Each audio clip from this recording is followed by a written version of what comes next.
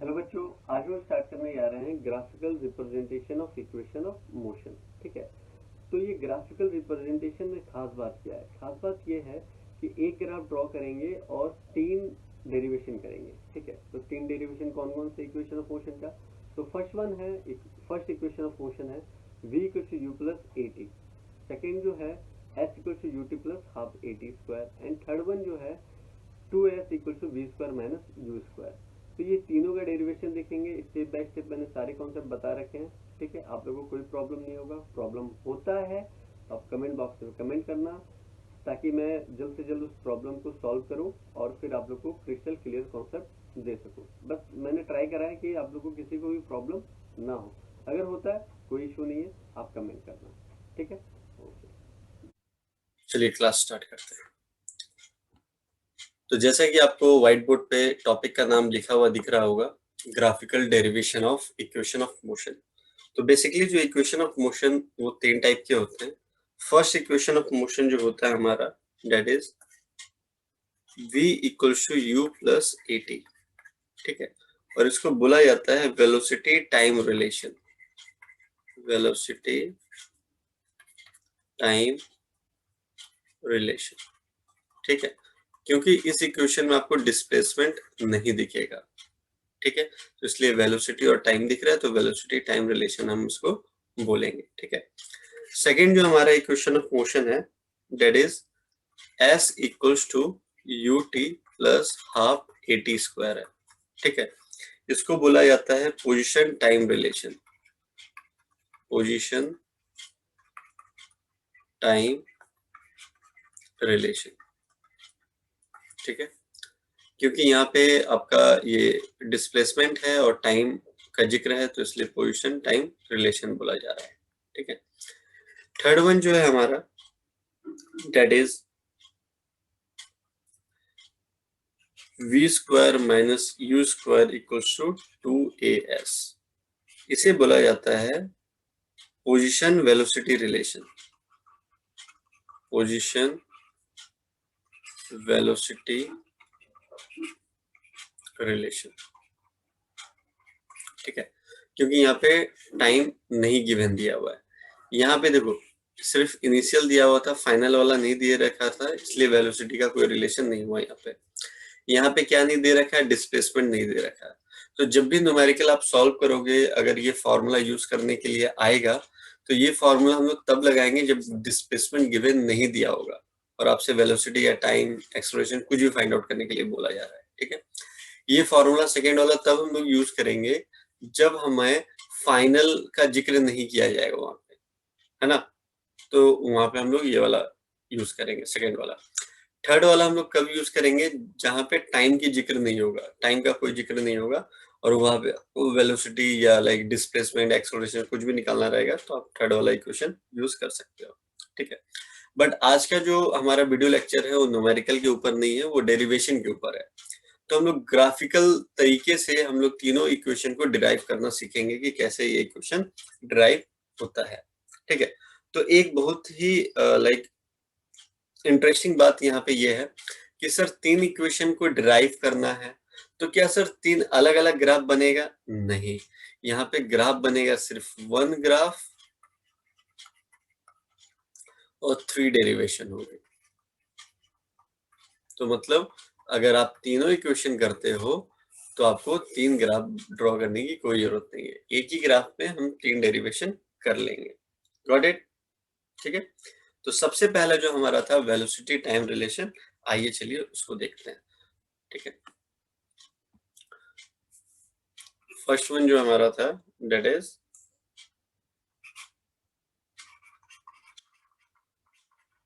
Velocity time relation, जिसको बोला जाता है क्या? First equation of motion.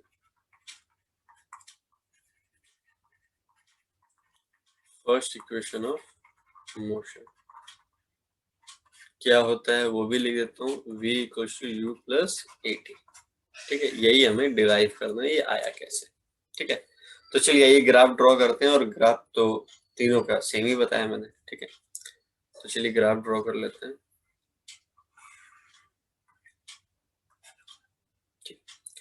ये 0, ये आपका एक्स एक्सिस जो है वो हम लोगों ने टाइम ले लिया, ठीक है। वाई एक्सिस को हम लोगों ने वेलोसिटी ले लिया, ठीक है।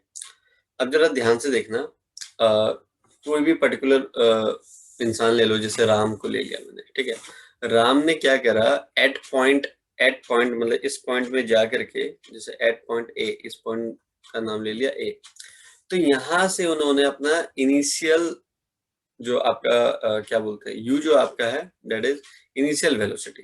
तो यहाँ पे जो इनिशियल वेलोसिटी वो 0 से स्टार्ट नहीं होगी, वो किसी पॉइंट पे जाके स्टार्ट कर रहा, तो मतलब यहाँ से यहाँ तक उसकी इनिशियल वेलोसिटी क्या हो जाएगी, यू हो जाएगी।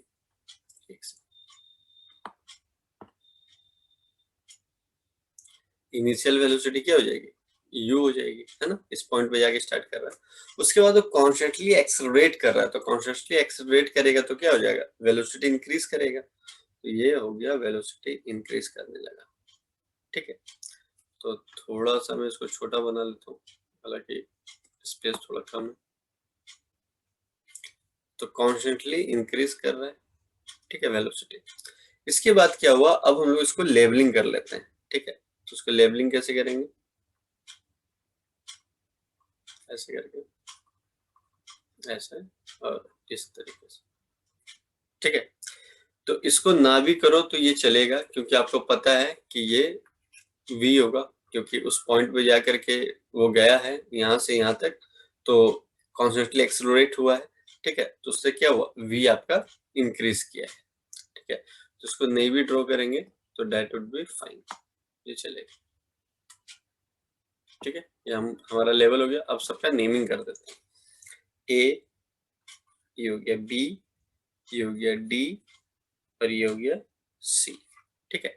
फिर से मैं बता रहा हूँ आपको, क्या बता रहा हूँ, कि मान लो राम है, वो पॉइंट ए यहाँ से कॉन्स्टेंटली एक्सेलरेट कर रहा है, तो जब इस पॉइंट में जाकर के कॉन्स्टेंटली एक्सेलरेट कर रहा है, तो उसका इनिशियल वेलोसिटी यू होगा, कुछ होगा initial velocity, that is you, ठीक है।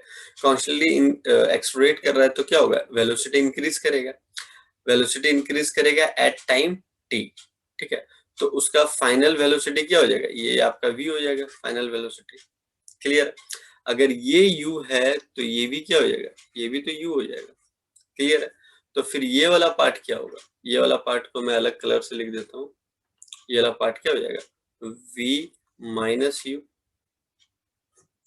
Got it, clear. अगर ये टाइम t है, एट टाइम t पे हुआ था ना, तो ये टाइम t है, तो ये टाइम t होगा तो ये भी t हो जाएगा, ठीक है। चलो दैट इज ओके। अब सबका हम लोग नेमिंग लिख लेते हैं यहाँ पे, एक सेकंड, नेमिंग लिख लेते हैं। जैसे कि आपका सबसे पहले यहाँ से स्टार्ट करते हैं हम लोग, ओ ए, ओ ए क्या दे रखा है, यू, ठीक है। फिर आपका बी सी क्या दे रखा है, बी सी आपका दे रखा है भी, बी डी कितना दे रखा है, बी डी दे रखा है v माइनस यू। उसके बाद ओ सी क्या दे रखा है, ओ सी दे रखा है टी, क्लियर है। अब एक फॉर्मूला आपसे मैं पूछूंगा, डेट इज क्या है, एक्सेलरेशन का। तो एक्सेलरेशन का फॉर्मूला क्या होता है, एक्सेलरेशन का फॉर्मूला क्या होता है, तो आप लोग क्या बोलोगे sir, change in velocity, change in velocity upon time taken. ये किसका हो गया, एक्सेलरेशन का फॉर्मूला हो गया, ठीक है।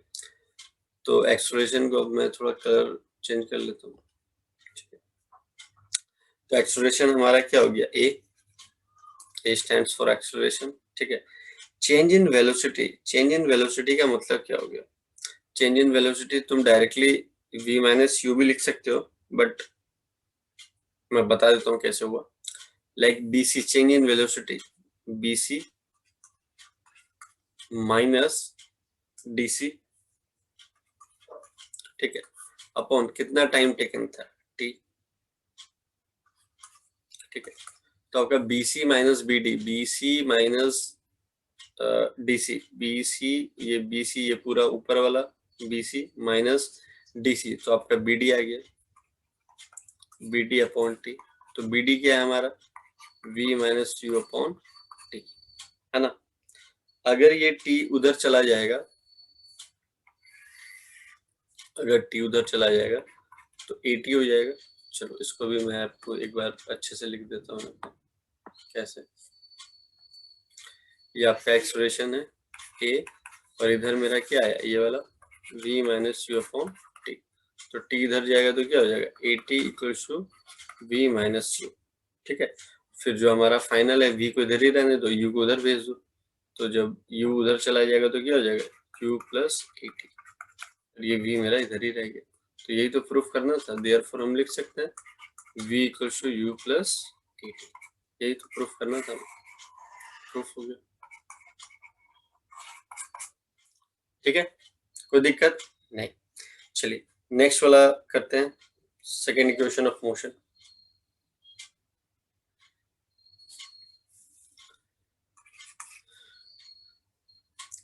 इसको बोलते हैं पोजीशन टाइम रिलेशन।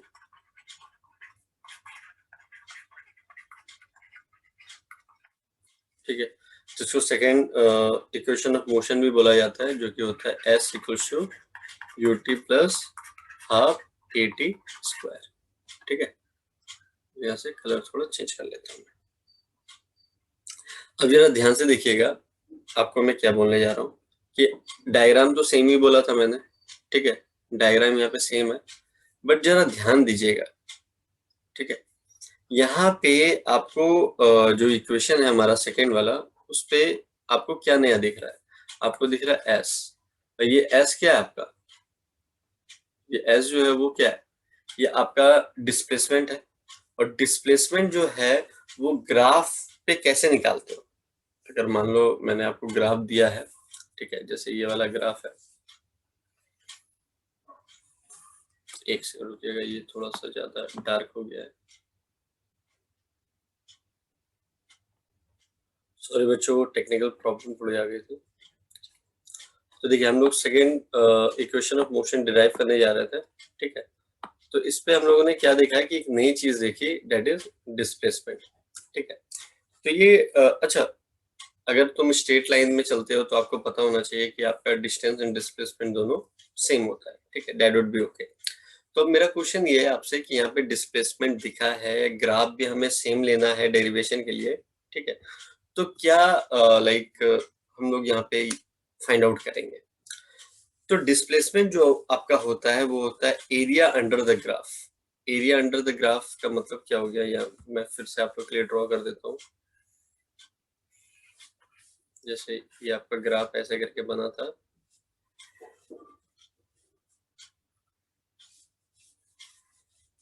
इसको भी डार्क ही कर लेता हूँ। ठीक है, ये ग्राफ बना था, तो ये जो है ना, ये part shaded portion, that is the area under the graph. इसी से हम लोग क्या निकालेंगे, डिस्प्लेसमेंट। तो यहाँ पे मैं लिख देता हूँ S equals to area under the graph. ठीक है, अब ये एरिया अंडर द ग्राफ कर तो लिया हम लोगों ने, बट यहाँ पे आपको क्या दिख रहा है, दो चीजें दिख रही है, एक रेक्टेंगल दिख रहा है और एक ट्राइंगल दिख रहा है। ठीक है, अगर मैं दोनों का एरिया निकाल के ऐड कर दूं तो एरिया अंडर द ग्राफ हमें मिल जाएगा। ठीक है, और उससे क्या हो जाएगा, एस हम लोग फाइंड आउट कर लेंगे। ठीक है, वही हमें फाइंड आउट भी करना है। तो चलिए सबका नेमिंग हम लोग फटाफट देते हैं, A B C and D. ठीक है, चलिए तो लिखते हैं यहाँ पे एरिया अंडर द ग्राफ जो लिखा हुआ है यहाँ पे, S equals to area of rectangle, area of rectangle, क्या है रेक्टेंगल का, ओ ए डी सी है ना, plus area of triangle A B D, A B D. ठीक है, तो एरिया ऑफ रेक्टेंगल क्या होता है, लेंथ इनटू ब्रेथ। तो आपका ये लेंथ कितना है, आप OC इंटू DC कर लो या OC इंटू OA कर लो, क्या फर्क पड़ता है, कोई फर्क नहीं है। तो हमने क्या कर लिया, OA इंटू OC कर लिया, OA इंटू OC कर लिया। ठीक है, प्लस एरिया ऑफ ट्राइंगल क्या होता है? Half into base into height. तो हाफ इंटू बेस क्या है? एडी, ये वाला रेक्टेंगल के लिए, ठीक है। एडी इंटू हाइट कितना है मेरे पास? बीडी, ठीक है। अब सबका वो पुट कर दो। ओ ए हम लोगों ने क्या लिया है? ओ ए यू था हमारा, क्योंकि इनिशियल वेलोसिटी हमारा तो यू लेकर के चल रहे थे ना, तो यू हो गया इंटू ओ सी, ये टाइम था हमारा, है ना, t, plus half into A D, A D भी तो टी हो जाएगा, ठीक है, इंटू बीडी, बीडी हमारा क्या था? ये पूरा का पूरा था वी, ये हमारा है यू, तो ये क्या हो जाएगा? वी माइनस यू, तो ये क्या हो जाएगा? वी माइनस, कोई दिक्कत यहाँ तक नहीं। अब हम लोग क्या करेंगे? अब जरा ध्यान से देखना, यहाँ इस इक्वेशन में आपको u गिवन दिया हुआ है बट v नहीं है, और यहाँ पे v आ रहा है, तो v को हम लोग रिमूव कैसे करेंगे? तो फर्स्ट इक्वेशन में हम लोगों ने क्या देखा था? फर्स्ट इक्वेशन में भी हम लोगों ने क्या ड्राइव करा था? v equals to u plus a t, है ना, तो यहाँ पे पुट कर देंगे v equals to u plus a t, यहाँ पे पुट कर दो, या तुम ऐसे भी कर सकते हो, v minus u equal to a t, direct put कर दो, क्योंकि v माइनस यू हमें दिख रहा है ना, तो v अगर u को इधर लेके गए तो 80 तो आएगा, अब यहाँ सिर्फ 80 पुट करना रह जाएगा। s इक्वल्स टू ut तो आ गया, plus half into T into eighty, है ना, अब मल्टीप्लाई कर देंगे तो क्या हो जाएगा? ut plus half a t square. कोई दिक्कत यहाँ तक नहीं? हमारा सेकेंड इक्वेशन ऑफ मोशन भी प्रूफ हो गया। यही प्रूफ करना था, S equals to u t plus half a t square. Clear है? चलो अब थर्ड पे चलते हैं हम।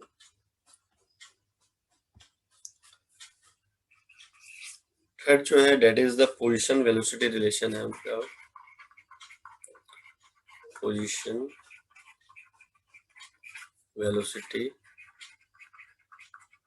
रिलेशन है, जिसको हम लोग थर्ड इक्वेशन ऑफ मोशन भी बोलते हैं, और इस ये जो डिराइव होगा equation that is 2as equals to v square minus u square, ठीक है। ग्राफ सेम रहेगा, बट हाँ सेकेंड वाले इक्वेशन में हम लोगों ने क्या करा था? सेकेंड वाले पे जब एरिया अंडर द ग्राफ ले रहे थे, ठीक है, तो हम लोगों ने दो चीजें ली थी, रेक्टेंगल और ट्राइंगल। बट अगर आपके मन में क्वेश्चन ये उठ रहा होगा, सर ये ट्रेपेजियम भी तो बन रहा है, ओ ए बी सी, ये देखिए ट्रेपेजियम बन रहा है ये पूरा का पूरा, तो सर आपने ट्रेपेजियम क्यों नहीं लिया? तो हमें ये वाला इक्वेशन प्रूफ करना था, इसलिए हमने रेक्टेंगल ट्राइंगल लिया। अब थर्ड वाला जो इक्वेशन प्रूफ करना है हमें, उसमें हम लोग ट्रेपेजियम लेंगे, तो ये थर्ड वाला इक्वेशन प्रूफ हो जाएगा। याद रखिएगा एग्जाम में अगर प्रूफ आ जाए तो रेक्टेंगल ट्राइंगल हम लोग किसमें यूज करेंगे? सेकेंड इक्वेशन ऑफ मोशन में, ठीक है, जिसमें S equal to u t plus half a t square proof करना है। और थर्ड वाले पे हम लोग क्या लेंगे? ट्रेपेजियम कंसिडर करके चलेंगे। तो ट्रेपेजियम कंसिडर करके चलेंगे तो फिर आपका थर्ड इक्वेशन ऑफ मोशन भी प्रूफ हो जाएगा, ठीक है। तो चलिए फिर से एक बार फटाफट यहाँ पे आपके सामने कर देता हूँ ड्रॉ। ये इनिशियल था, ठीक है, नेमिंग कर लेते हैं 0 A B C and D, ठीक है। चलिए फिर से मैं वही लिखूंगा क्योंकि यहाँ पे S मौजूद है, तो S इक्वल्स टू क्या लिखेंगे? Area under the graph, area under the graph. तो एरिया अंडर द ग्राफ इस बार हम लोग ट्रेपेजियम कंसिडर करेंगे, ठीक है। तो ट्रेपेजियम का एरिया क्या होता है? Half sum of parallel side, sum of parallel sides into height. तो जरा ध्यान से देखना, पैरेलल साइड कौन सा होगा? ओ ए बी सी हमारा पैरेलल साइड है, ठीक है। तो सम ऑफ पैरेलल साइड में हम लोग क्या करेंगे? बी सी और ओ ए हमारा, तो ओ ए प्लस बी सी कर देंगे, ठीक है, इनटू हाइट। अब देखो अधिकतर बच्चे क्या करते हैं ना, हाइट ये वाला ले लेते हैं, ये हाइट कभी मत लेना, हाइट वही लेना जो 90 डिग्री वाला होगा। शायद तुम एडी और आपका ये वाला जहाँ पे 90 डिग्री बनता है उसी को हाइट लेंगे, तो हम ले लिए हाइट को ओसी, ठीक है। चलो ये भी अब सबका वो पुट कर दो, वैल्यू पुट कर दो। हाफ ओ ए मेरा यू है प्लस बी सी मेरा क्या है, वी था। ओ सी हमारा क्या है, ओ सी हमारा टी है। अब जरा ध्यान से देखिएगा, इस इक्वेशन में टाइम का तो जिक्र ही नहीं है और यहाँ पे टाइम आ गया हमारे पास। तो फिर क्या करना पड़ेगा, फिर हमको वही फर्स्ट वाला इक्वेशन क्या था हमारे पास, v equals to u plus a t. देखिए कितना इंपॉर्टेंट है ये, सेकेंड वाले प्रूफ करने पे भी ये यूज हुआ, थर्ड वाले पे भी यूज हो रहा है। तो हम यहाँ से t निकालेंगे, इस इक्वेशन से t निकालेंगे, तो v minus u equals to a t. तो देयरफॉर t इक्वल्स टू क्या हो जाएगा, a नीचे आ जाएगा, v minus u upon a। अब इसी t का वैल्यू, एक सेकेंड इसको थोड़ा सा अच्छे से लिख लेता हूँ, अंडरलाइन करने में दिक्कत है।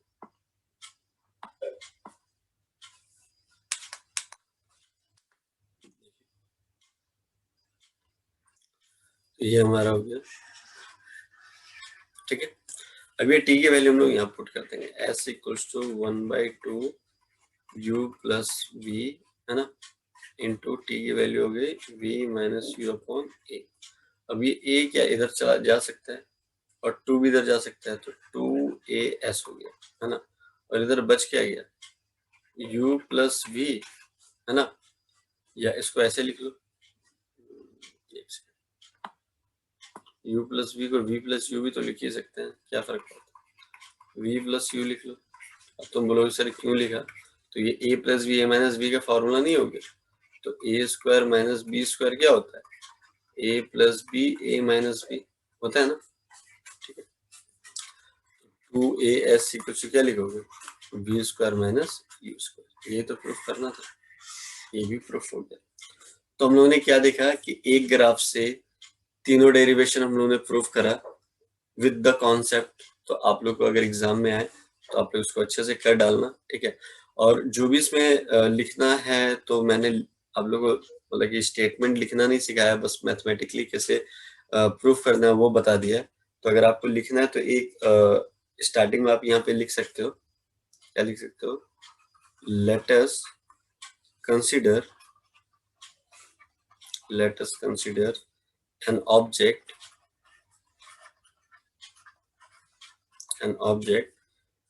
moving with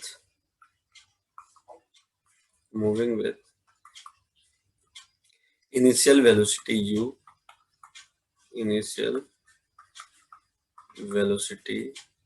u after time t। देखो इनिशियल वेलोसिटी u हो गया ना, ये initial velocity t u after time t, यहाँ पे लिख दे रहा हूँ u after time t, it attains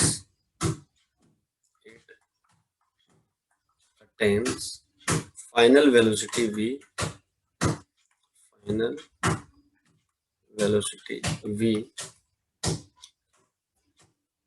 covering distance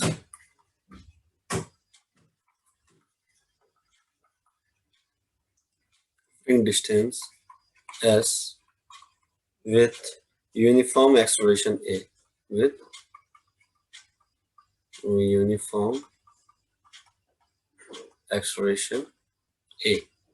uniform acceleration A इसलिए लिखा, ये तो फिर ये लीनियर नहीं मिलता आपको, क्लियर है, ठीक है। तो क्या बोल रहा हूँ यहाँ पे, let us consider an object moving with the initial velocity u। एक ऑब्जेक्ट है जिसका इनिशियल वेलोसिटी u है, ठीक है।